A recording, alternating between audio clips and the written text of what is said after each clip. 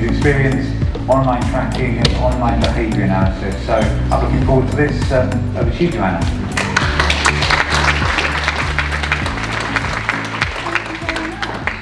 Hello, can you hear me? There you go. Thanks very much. What an intro. Hi everyone. I bet you're all sleepy. I know I'm the last one before your break, but if I can have your attention for another 20 minutes, I'd really appreciate it.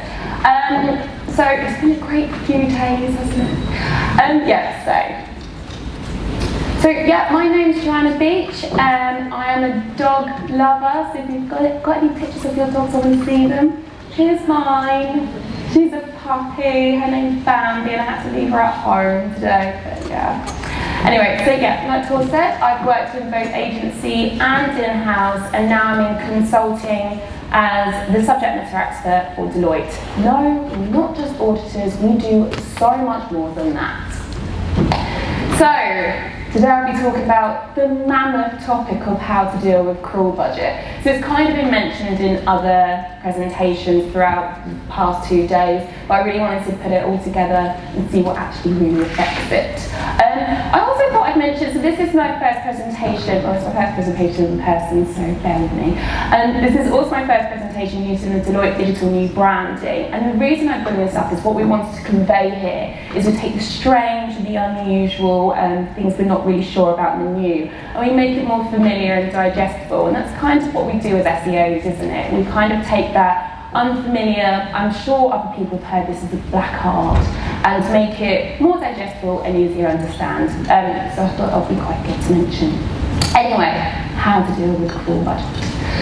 So, first of all, we'll be looking at what is considered cruel budget. Yes, it's a term made up by us SEOs. And then what we can do to improve our cruel budget. 2 key takeaways, however, like I said, it's a huge topic, so there's plenty to cover. So, first things first, what is cruel budget? Sorry, I've got presentations, so I know other people haven't. It's my first time in person. Anyway. So what is crawl budget? It is the number of pages search engine bots crawl and index on a website within a given time frame. This is determined by a lot of things. This could be the website size, which is a huge factor in this, its health, and also the number of links to your site. So when does it become an issue? Quite simply, if the number of pages exceed your site's crawl budget, so if you've got more pages than what's being crawled and indexed, what we should remember is it is effective.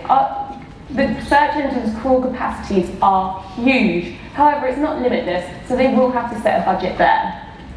It tends to be an issue for larger sites, and when I say larger sites, that's over 1 million pages or over, or medium-sized websites that publish, I need a glass of water, sorry, that publish rapidly. So a good example of this would be like TV membership ones who change their content quite a lot. Now TV is a good example. Sorry, she's sitting there, that's why I mentioned them.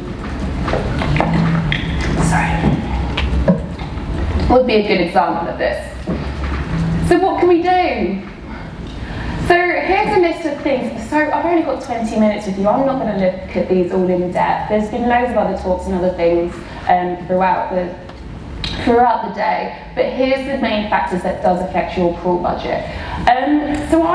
For me, this is by importance. I think from website hierarchy down, it's arguable what order this should be in, but site speed is definitely the most important thing that will affect your crawl budget. So that's where we're going to start. Improving site speed. Why? As the site speed of a website negatively affects your crawl budget, as the search engine crawlers use these browsers to crawl and index your website. So the faster it can crawl your website, the more pages it's going to crawl and index. Great. So how can we do this? Like I said, this is very top level. Please look into it further if any of these home true to you. But how? So fix the errors notified in your Google Search Console would be a great place to start. Google Search Console also records the crawl stats, so you can see the fluctuations in your crawl budget. You can also look at page speed insights that will give you a good indication on areas that you need to be saving in. So it looks a bit like this. You can see where you can set estimated savings for each thing. So this is Deloitte's website. Yeah, there's a number of things we need to work on. But like many other agencies, we're client first, so we'll get on to it at some point. Making your site faster with a faster server who has a significantly less response time means a faster crawling and indexing as well. So definitely something we should go into. Also, whilst we're on the topic of site speed, Deloitte has made a report called Milliseconds Make Millions. It's a report we did with Google. We've been looking at a number of cases where just saving 0.1 millisecond increases conversion rate by 10%. So not only is it an SEO benefit, it's a commercial benefit as well. I could actually go on and on about why you should improve your site speed, but I'm not talking about that today. But yes, definitely the most important. Next is website hierarchy. Oh, it sounds a bit echoey, sorry. So why?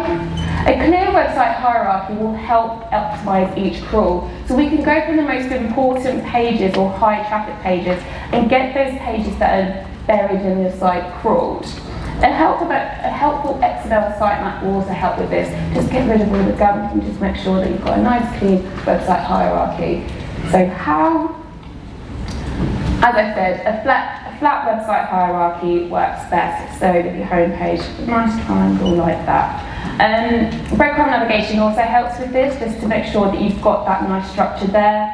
So it goes like website, category, subcategory, products. So you can get that nice inline and that nice crawl there. Next is internal links, following on from that. So if you have an internal link issue, definitely look at her talk. And just take notes from that. So website hierarchy and internal links are very closely linked together. I nearly put them together as those two together as one topic, but decided to keep them separate. So if you have an issue with internal links, definitely look at your website hierarchy as well. Anyway, so why? Your internal link structure assists the crawlers to find your pages easier. A well-structured internal links, again, making use of those high traffic pages, those important pages, will again help the crawlers find those, find all those pages. And a well-organised internal link structure will create a more effective crawl. So how, as Nat said, there's the best structure to go for, which isn't always possible, but it's the ideal one, which would be aiming for, is a nice pyramid structure, again like that, so it's got your nice category pages, subcategories, that's useful. I don't know why that's randomly gone bold. Anyway, we're looking at fixed errors.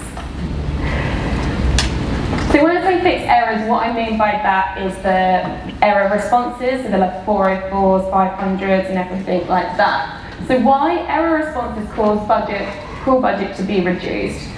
When a crawler encounters a number of error response crawls, it's not going to skip these, it's just going to crawl through them and then therefore not going to like it. It's going to reduce your crawl budget considerably. If a crawler consistently receives these errors, it's just going to add to your performance issues, so definitely something you should look at. How? Again, look at Google Search Console. You can also look at a number of tools such as Screaming Frog, who will come back and show you where those pages have those error codes. Just get them fixed, get them done. It also affects customer experience as well.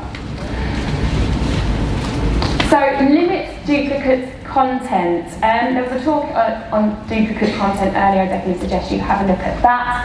But duplicate content is the #1 SEO issue across the internet, according to SEMrush. So it's something we all need to be wary of and something we should look into. And it affects your crawl budget as well. So why?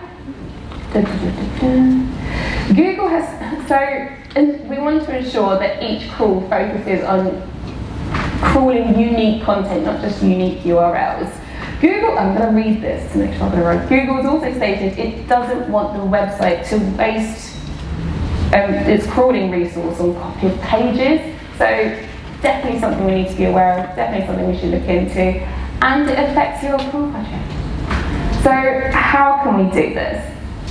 There's a number of different ways. We can delete our duplicate pages, we can set a robots.txt disallow, we can change our meta tags. It's not a great way to do that, but you can do that. I know it's difficult if you have like the same kind of product, you like going across and everything, but try and make sure they're different. Set a 301 redirect if you've got those duplicate pages but you want to move the equity over, and use your chronicle tags. However, if your website, should be mentioned, if your website contains a high number of non-indexable pages, you're basically keeping the search engines busy through irrelevant pages, which will again affect your crawl budget. So it's a balancing act on what you can do. Limit orphan pages. I should mention these three at the bottom, so duplicate content, orphan pages, and redirects, are kind of all got the same ways of fixing it, and all, like if you just stick to one way, it's also going to affect your crawl budget. So it's a balancing act to see what works for you and what pages work and everything. So orphan pages, and when I say orphan page, what I mean is non-navigatable, standalone. We use them quite a lot for email campaigns or PPC campaigns on specific things. So why does it affect your crawl budget? Because search engines want to crawl a whole website. So if it goes in there and it's trying to find out, it's going to really affect that and not be complete. So, and also orphan pages make it harder for crawlers to crawl a complete site, and therefore limiting the crawl. So how can we fix this? We can limit the number of orphan pages that we create. If it's got no equity set, we can remove it and set a 404. A 301 redirect, or again a no index tag, or a robots.txt disallow. But as I said earlier, having all those non-indexable pages will affect your crawl budget as well. So you've really got to find the best solution and the best balance for your website. Lastly, but not least, is deal with redirects. Why? Crawlers will skip non-redirect trains and therefore index less pages. So it would just keep it busy, just skipping through, and it doesn't really want to do that. It wants a complete website. So how can you do this?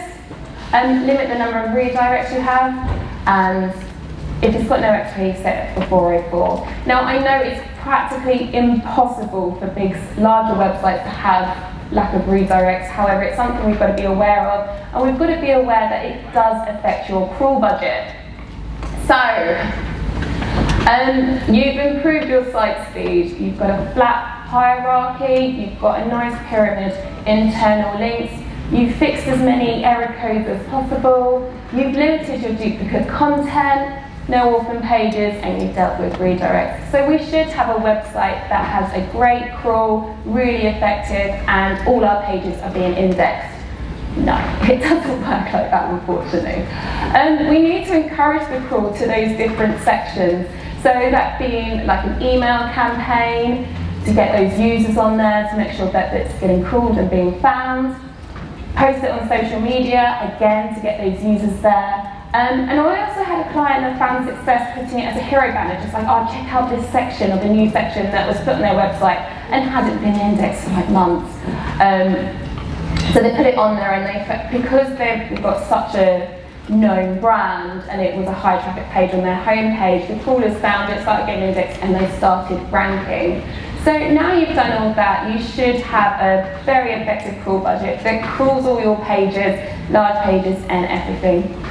Still no. Like I said, like all the different things that you can do to fix your crawl budget and the ways of fixing these errors, it's a balancing act, and it's understanding your website to see where the flaws are. So these much larger sites are built on loads of stuff that affect their performance now. There was a great talk earlier from Trainline about a specific project, and he looked at his individual project and what's affecting it. So there's no right or wrong answer. I can't do a presentation now like this is what you need to do to fix your crawl budget. You need to look into it, but these are the things that you should be aware of that does affect your crawl budget. And if all things fails, you can rely on our old best friend, PPC. I'm Joanna Beech. Thank you so much for listening today. I'm not, unlike most SEOs, I'm not on Twitter, but please add me on LinkedIn. I'm happy to connect with everyone. And yeah, there's my email. Thank you.